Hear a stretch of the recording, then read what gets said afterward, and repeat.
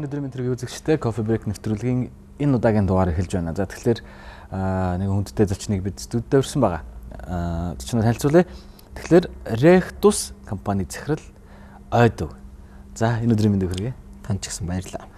За тэгэхээр таны одоо энэ тэргүүлж ахалж ажиллаж байгаа энэ хөв компани энэ ямар үйл ажиллагаа бол надад ингээд эндээс уншихад их сонин санагдсан л да, сонирхолтой. Тэр маш базаад товчхон хэлэхэд хүн өдөрт 5-6 төрлийн үйлдэлийг тогтмол хийх юм байна л да. Тэр өглөө босно, хувцаслана, бизнес нь усан доорно, ажилдаа явна, ажлын амранд буцаад ирнэ. Ингээд үндсэндээ 5-6 10 дотор багчиж байгаа. Энэ бүх үйл ажиллагаа хийхэд хэн нэгнээс хамааралтай, хэн нэгнээр туслуулдаг бол тэр хүнд ямар нэгэн тусалцаа хэрэгтэй болдог. Тэр тусалцааг нөхөж өгөхөд зориулагдсан тийм туслах хэрэгслүүд байдаг. Тэр туслах хэрэгслүүдийг Монголд оруулж ирдэг гэсэн үг. Хэрвээ энэ зүйлсүүдийг хийхэд хэн нэгнээс хамааралтай биш бол манай компанитай бол холбоогүй байж болно гэсэн үг.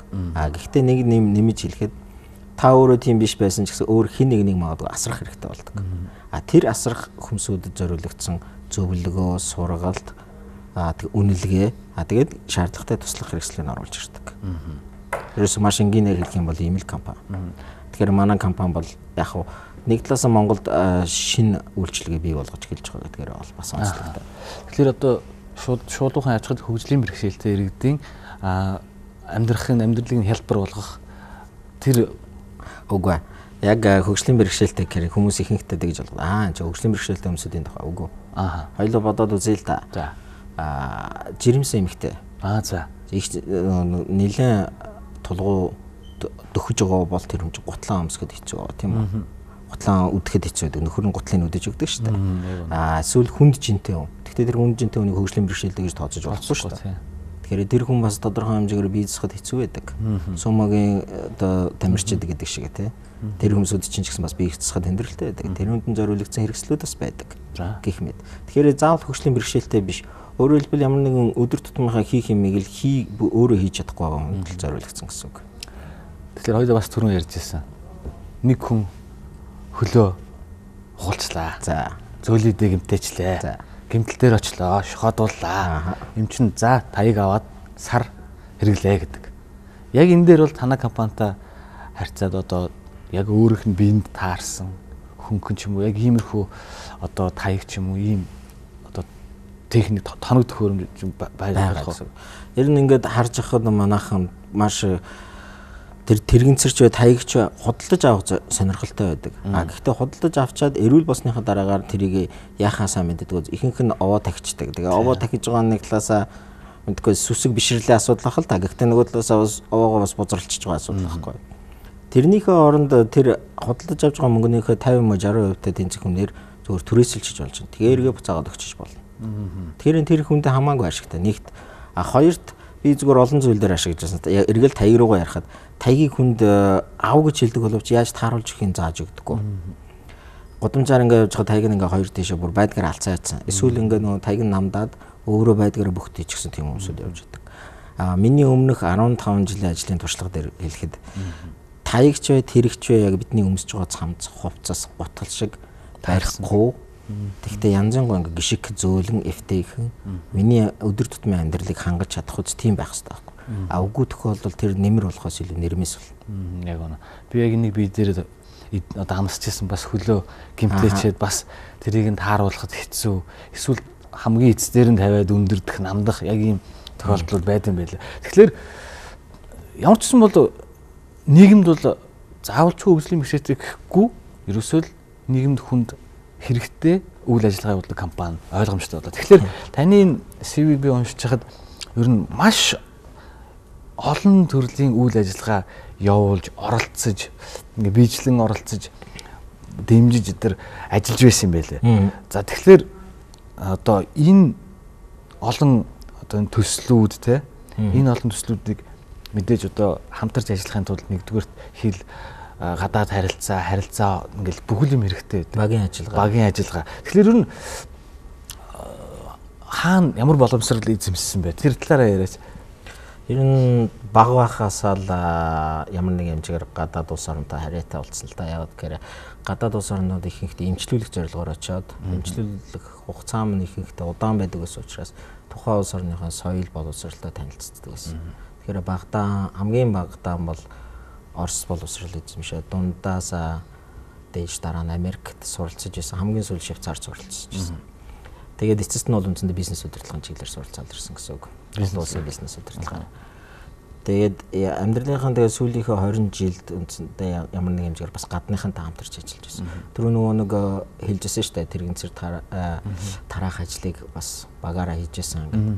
Тэгэхээр чинь бид Америкаас тэрэгэн цэрийг оруулж ирээд Монголын бүх хүмүүсүүдэд үнэгүй байдлаар тарааж өгдөг. Аймагуудаар явж, сундуудаар, бүр заставуудаар явж тараадаг гэсэн. Тийм учраас энэ бүх мэдлэг маань эргээд ямар нэг энэ бүх ажлуудыг одоо таны хэлж исэн бүх ажлуудыг хийхэд тус болж исэн гэсэн.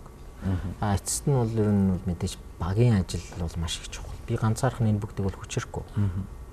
Одоо миний эхлүүлсэн 2 3 төсөл зэрэгцээл ингээл явж явахад чинь би сайндаа биш. Надтай хамтарч ажиллаж байгаа тэр залуучууд ах эгч нар маань илүү сайн байсан учраас л тэр амжилтанд хүрсэн гэсэн үг. Тэгэхээр олон улсын бизнес менежмент гэж хэлж шүү дээ. Одоо хамгийн сүүлд Цюрихт, Швейцарт те төгсөөд ирсэн байна. Энэ дээр юу голчлон танд эзэмшүүлдэг юм бэ? Тийм, манайх болохоор Цюрихийн сургууль дотор ийм нэг онцлогтой илүү практикл дотор байсан. Тэгэхээр практиклтай байна гэхээр нэг ерөнхийдөө стандарт одоо бизнес удирдлагын сургууль бол одоо санхүү, менежмент, маркетинг гэдэг үндсэн цогцсон юмудаа зааш тээ. Тэн дээр нэмхийгээ зэрэгцээгээр бид гаднаас одоо хөрөнгө оруулагч ороод ирлээ. Та жишээ нь Африк хүн, Испани хүн байж болно. Тэр ч бидгөө араб хүн байж болно. Тантай би яаж ойлголцох вэ? Яг тэр эцсийн үр дүнд бизнесийг хөдөлгөж өгдөг хүч маань мөнгө биш, технологич биш. Эцсийн үр дүнд тэр технологи мөнгийг удирдах байгаа хүмүүс байдаг тийм үү? Би тань таалагдаж чадахгүй, та надад таалагдаж чадахгүй бид хоёрын хамтын бизнес явахгүй тийм үү? Тэгэхээр таныг би ойлгохын тулд юу хийх ёстой? Таалахын тулд, таалагдахын тулд. Тэгэхээр чин танд нэг өөр ингэсэн түлхүүр байхгүй, хүн болго өөр ингэсэн кодтай. Тэр кодыг тайлж чаддаг байх ёстой. Тэр кодыг яаж тайлах вэ гэдгийг аргуудыг л бидэнд зааж өгсөн гэсэн үг. Тэгэхээр Монгол хүмүүс ч их код тайлах, цоож онгойлгохтой мэрэгжлэн шүү дээ. Тэгэхээр Монгол хүмүүст юун дээр илүү анхаарах зүгээр вэ? Ер нь бол Монгол хүн код тайлахдаа сайн гэхээс илүү бид амархан хуурч чаддаг. Тухайн нөхцөл байдлаа хуурч чаддаг гэдгийг л би олон жил анзаарч байсан. Гэхдээ яг гүнзгий тайлж чадж гэнэ гэх юм бол бас үгүй баха. Юунд анхаарах вэ гэхээр тухайн хүн угаасаа 2 3 давхаргаас бүрддэг байхгүй. Бидний өсөж хүмүүжсэн орчин маань бидний үнэт зүйлсүүдийг бий болдог. Үнэт зүйлсүүдээс үндэслээд бидэнд өөрийн гэсэн зан хандлага бий болдог. Зан хандлага дээр нэмээ бидний хүрээлж байгаа нийгмээс гаргасан дүрм журмууд байна. Ингээ 3 давхарга байгаа. Энэ 3 давхаргыг л бид харилцаж байгаа хүнийхээ 3 давхаргыг ойлгож чадах юм бол бид тэр хүнтэй хамтын бизнесийг байгуулахад асуудал байхгүй. Бид ихэнхдээ эхний 2 давхаргыг хардаг. За энэ сахгаар иж гэнэ үү, халбгаар иж гэнэ үү, тийм үү? Бүх хийж ёсолж гэнэ үү, алгаан хавсраад ёсолж гэнэ үү? Тэрийг илүү хараад байдаг. Гэтэл энэ хүний цаана үнэхээр боддоор юу илүү эрхэмлдэг вэ? Үнэт зүйлс нь юу вэ гэдгийг бид тэр болгон гүнзгий харж чаддаг. Тэрийг нь тодорхойлоод надаасаа илүү мэдээж мундаг ухаантай эрдэмтэд угаасаа байдаг. Энэ харьцангуй залуу шинжлэх ухаан одоо соёлын өвлөө ойлголцлыг авах гэж. Тэр маань өөрөө манай Цюрихийн их сургуульд маш их гүнзгий ордог гэсэн. Манай багш гэхэд өөрөө Солонгос эмэгтэй 10 жил Швейцарт амьдарсан, түүнээс өмнө 10 жил Германд амьдарч байсан. Америк тагнуулын төв газарт бас ажиллаж байсан тийм. Тэгэхээр тэр хүнээс маш их зүйл жишээ нэгэд хэлж байгаа байхгүй. Амьдрал ийм байдэн шүү. Ийм өнцгөөс нь ингэж харагддаг. Юм аашиг бол аашиг харагддаг маа л гэж байна. Тэгэхээр энэ чиглэлээр суралцж байхад ер нь одоо Швейцарын бөгөөд нь Европын сургалтын арга барил ямар вэ? Одоо жишээ нь уучлаарай таавал энгийн хүмүүстэй хамт одоо энгийн хүн юм чинь хамт л суралцж байгаа. Зарим байхлаар тусгааралд одоо энэ хүн бол тусгай цэцэрлэгт явах хэрэгтэй. Энэ хүн тусгай сургуульд явах хэрэгтэй.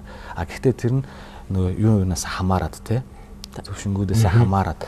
А гэтэл тэнд ч яг одоо бусад улс орнууд бол энэ бол нийгмийн нэг эдис учраас яг л адилхан байх хэрэгтэй гэдэг одоо тийм зарчим тавьдаг те.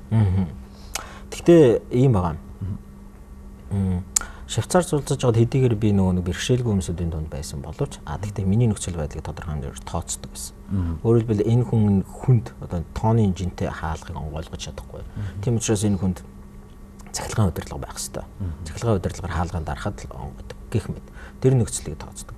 Монголд болохоор одоохондоо тэр дэд бүтцэн үнэхээр хөгжөөг байгаа. Над шиг мөн эсвэл одоо бэрхшээлтэй хүүхдүүдтэй ажиллах багш нь бүрэн бэлтгэгдэг байгаа. Дээд сургууль би одоо энийг олон газар ярьж байгаа. Манай дээд сургуулиуд алинж бэлтгэгдээгүй байгаа. Дэд бүтцийнхээ хувьд. Гэхдээ нэг нэмэх тал юу гэх юм бол монголчууд харин тусгаарлах нь хайрцангуй арай гайгүй болцсон гэж арай болцсон гэж бол би хувьдаа хардээ. Юу гэвэл за чи өөр өгшөн чи жоохон зайтай байж бид энүүгээрээ бай гэх нь арай багассан. Тэр маань бас нэг давуу тал. Нийгэм дотроо байх процессыг юу бий болгож өгөх вэ гэхээр би өөрөө нийгэмд ормоор байдаг, зүтгээд байдаг, ингээд дөрвөн мөчөөрөө тэлчлээд байдаг. Гэтэл надад саад болгоод байдаг юм юу гэдэг вэ гэхээр орчны дэд бүтэц, хүний хандлага гэсэн хоёр л зүйл байдаг. Хүн хилаагаад ухаан хүн орж чаддаггүй адилхан. Дээр нэмээд гэмлэн оргил шиг өндөр шат тавьчаад за хөгшөөн дэше гараад ирэх тухайн бол маш шиг амтан бас дэше гарч ирж чадахгүй шүү дээ. Гэх мэт ийм хоёр зүйлээс л хүн бүрэн оролцож чаддаг. Энэ хоёр саадыг арилгаж чад давай чи одоо энэс цааш өөрөө сэлээрэ гэх юм бол хүн сэлэх боломж гарах хэрэгтэй. Тэгэхээр сургалтын систем, боловсролын системийн сургалтын систем маань ерөөс их сонио. Би эхний семестр дээр 7 шалгалт өгснөөс 2 дээр нэг муу авсан. Тэн дээр яагаад муу авсан бэ гэсэн чинь юмыг нөгөө энэчээ байсан шиг юм цээжлээд яг юмыг байгаа одоо англиар бол constitution of the fact гэж ярьдаг шүү дээ. Байгаа юмыг байгаагаар нь багштай дамжуулах тийм процесс тийм байдлаар сургагдсан байсан. Юмны утга учгийг арай сураагүй байсан. Тэгээ яг тэр байдлаараа сураад очисон чинь эхний сүүлийн 2 жил дээр унчт юм баг. Тэгээ сүүлдээ учрыг нь олсон байгаар жишээ нь нэг дээр нэмэх нь нэг гэхэд яагаад 2 вэ гэж хэлэхээс илүү нэгийг бүрдүүлэхийн тулд юу ордог вэ? Нэмэх гэдэг чи өөрөө юу вэ? Яагаад заавал 2 байх хэвтэй? Гэхдээ 2 гэд гаргалгаа нь тийм чухал биш. Яагаад 2 болдог вэ гэдгийг илүү тайлбарлах. Тэргүүрээ их ялгаатай юм байна. Тэгвэл би үүгээрээ би зүгээр барууны систем илүү гэж байгаа юм биш. Ялгаатай гэдгийг л хэлж байгаа шүү. Бид хэрвээ тэд тодорхой хэмжээгээр юмыг нөгөө илүү ширхэгжил микро түвшинд хараад юмыг задлаж яадаг бол бид заримдаа тохиолдолд одоо дорны соёлоор бол жоохон илүү юмыг бүхлээр нь хардаг. Учиг уялдааг нь бас тодорхой хэмжээгээр дорны өрнөхөөс ч илүү харах тохиолдол байдаг. Тэгэхээр ялгаанууд бол байгаа.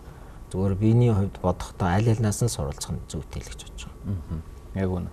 Тэгэхээр яг ер нь бол орчин үеийн одоо тэр Европын улсууд бүгд Америкийн улсуудын боловсролын систем нь яг түрүүний хэлснээр нэг дээр нэмэх нь 2, нэг дээр нэмэх нь тэнцүү 2 гэдгийг инкээс илүү нэг дээр нэмэх нь нэг тэнцүү 3 ч байж болно. Яагаад 3 болсон юм бэ гэдгийг өөрөө тайлбарлаад баталж чадах юм бол за зүг байна гэж хэлдэг тийм нэг систем.